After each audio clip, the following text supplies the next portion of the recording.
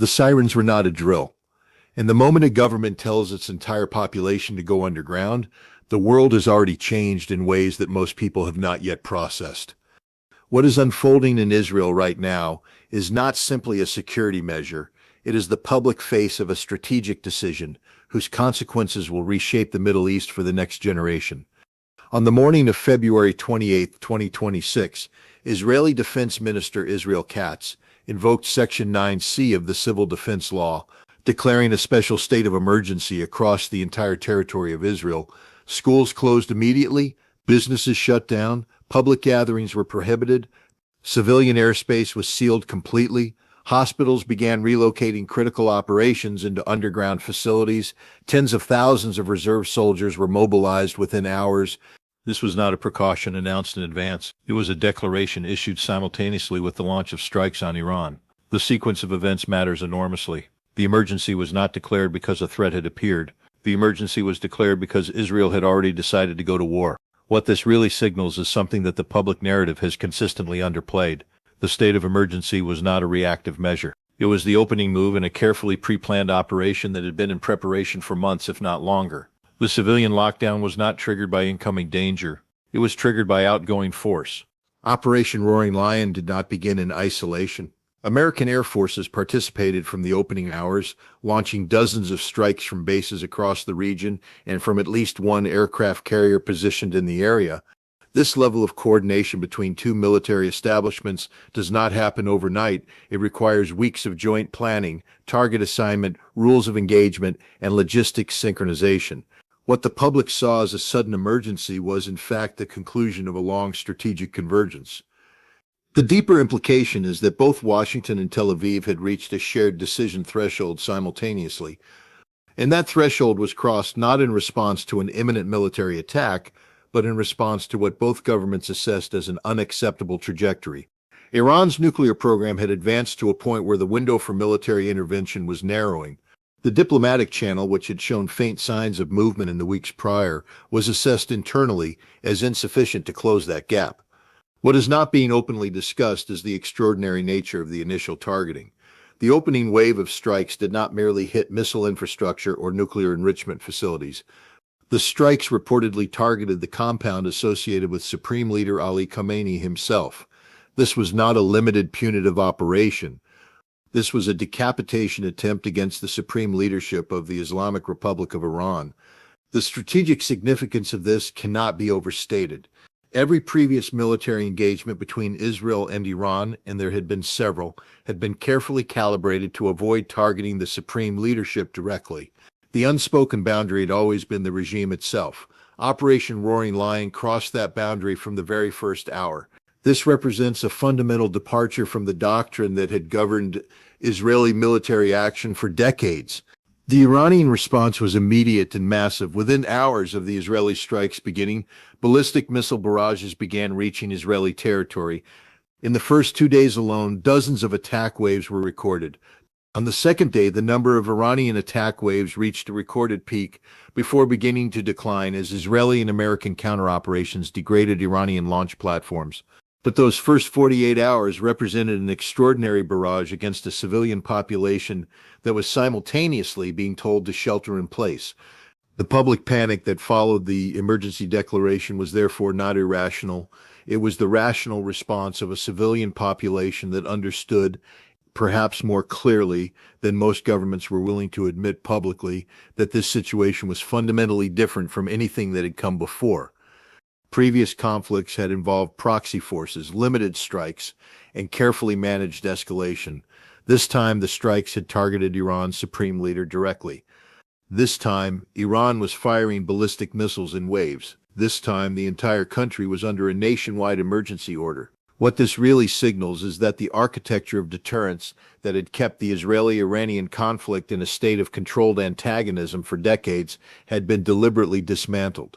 And once that architecture is removed, the rules that governed escalation management no longer apply in the same way. The Knesset, Israel's parliament, was itself placed under restriction. Committee meetings were limited. Access to the building was tightened. Legislative business was narrowed only to war-related matters and the state budget. The political implications of this are significant. A government conducting major military operations while simultaneously limiting parliamentary oversight creates conditions where accountability becomes extremely difficult to maintain in real time. There is a tension here that deserves careful examination. The state of emergency granted expanded powers to the military and to specific government officials. It authorized the Home Front Command to impose restrictions on civilian movement and public gatherings throughout the country. These are powers that, once activated, tend to be extended. The initial declaration was extended multiple times. What began as a temporary emergency measure became the sustained operational baseline for an entire national war footing. The deeper implication is about the relationship between democratic institutions and wartime executive power. When a government declares an emergency of this scale, it is not merely managing a security threat. It is also managing the domestic political environment in which that security threat is being handled. The restrictions on public gatherings, the closure of schools and businesses, the prohibition on civilian air travel, these measures do not only protect civilians from incoming missiles, they also reduce the space in which organized public opposition to the war can express itself. What is not being openly discussed is the question of whether the emergency powers framework becomes self-reinforcing during extended conflict. Each extension of the emergency status provides additional justification for maintaining those powers. The longer the war continues, the more natural the emergency posture becomes. And the more natural it becomes, the harder it is to reverse. The international dimension of this crisis introduced a new layer of complexity. Iran responded not only with direct strikes on Israeli territory, but with pressure applied across the region. Drones were intercepted in the airspace of Gulf states. Cargo vessels in regional waters came under threat. The conflict was not contained within a bilateral Israeli-Iranian framework. It was bleeding into the broader architecture of regional stability. What this really signals is that the Gulf states, many of which had been quietly moving toward normalization with Iran in the years prior, were now being forced to choose sides in ways they had carefully avoided. The UAE intercepting Iranian drones over its own territory is not a neutral act. It places a Gulf state in direct operational conflict with a regional power it had been diplomatically engaging. The strategic realignment this produces cannot be undone simply by returning to a pre-war diplomatic posture. The question of what happened to Iran's supreme leadership became one of the defining ambiguities of the opening phase. The strikes had targeted Khamenei's compound. Israeli assessments circulating in the hours after the opening wave suggested that a senior Khamenei advisor closely linked to the nuclear program had likely been killed. The fate of Khamenei himself was treated with official ambiguity by the Israeli military, which declined to make formal statements while assessments were still ongoing. The deeper implication of this ambiguity is strategic rather than informational. A government that has killed another state's supreme leader faces an entirely different escalation calculus than one that has merely struck military infrastructure. The political consequences of that outcome for the Iranian state, for regional dynamics, and for the international community's response are categorically different from anything that had occurred in previous Israeli-Iranian military exchanges. The concept of regime change emerged explicitly in the public messaging surrounding the operation. This was a departure from every previous Israeli military action against Iran. Earlier operations had maintained nominal ambiguity about whether their objectives extended beyond military and nuclear targets. Roaring Lion abandoned that ambiguity from the beginning. The stated framing in public communications from the Israeli Prime Minister centered on the regime's survival itself as a target of the operation. What is not being openly discussed is the profound legal and diplomatic exposure this framing creates. Publicly declaring regime change as an objective of military operations is not simply a rhetorical choice. It constitutes a formal position on the legitimacy of the government being targeted, which has implications for international law, for the responses of neutral states, and for the conditions under which any future negotiation can occur. The civilian emergency inside Israel was therefore not merely a domestic security measure. It was the visible expression of a state that had crossed into territory from which return to the previous strategic equilibrium was not straightforwardly possible. A nation does not declare a nationwide emergency, close its airspace, relocate hospitals underground, and mobilize tens of thousands of reservists as a temporary inconvenience. These measures reflect a genuine institutional assessment that the country is in a state of existential contest. The panic among the Israeli public was therefore a rational reading of what the government's own actions were communicating. Governments announced precautionary measures. They announced emergency shelters and civil defense procedures and home front protocols. But when hospitals move underground and civilian flights stop and the entire legislative apparatus is placed on a war footing, ordinary citizens understand at an instinctive level that they are not being told everything and that what they are not being told is serious. What this really signals is a deeper truth about the relationship between populations and the governments that lead them into major conflicts. The public emergency declaration, designed partly to communicate governmental seriousness and prompt civil compliance, simultaneously communicated something the government may not have intended to broadcast quite so loudly. It communicated that the leadership had made a decision with consequences so severe that the entire civilian population needed to be placed on a war footing immediately. That communication, once received, cannot be uncommunicated. The strategic logic of the operation, as it became increasingly clear over the following weeks, was comprehensive rather than surgical. The targeting pattern reflected an effort to systematically attack not only Iran's immediate launch capabilities, but the underlying industrial and command architecture that allowed those capabilities to be maintained and replenished.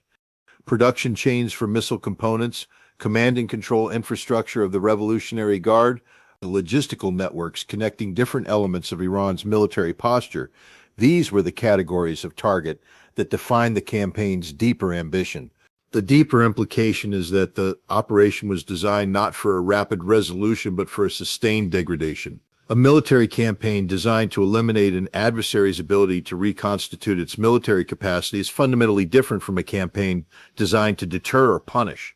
It implies a much longer operational timeline. It implies a much more extensive campaign of strikes. And it implies a willingness to accept a prolonged period of exposure to retaliatory fire against Israeli civilians. That prolonged exposure is exactly what the nationwide state of emergency was designed to manage. The emergency powers framework was not a temporary measure for the opening days of the campaign. It was the governing structure through which Israeli society would be organized for what its leadership understood to be an extended military contest. What is not being openly discussed is what victory looks like in this scenario in practical terms. A military campaign that destroys missile production infrastructure and kills senior regime figures does not automatically produce a political outcome.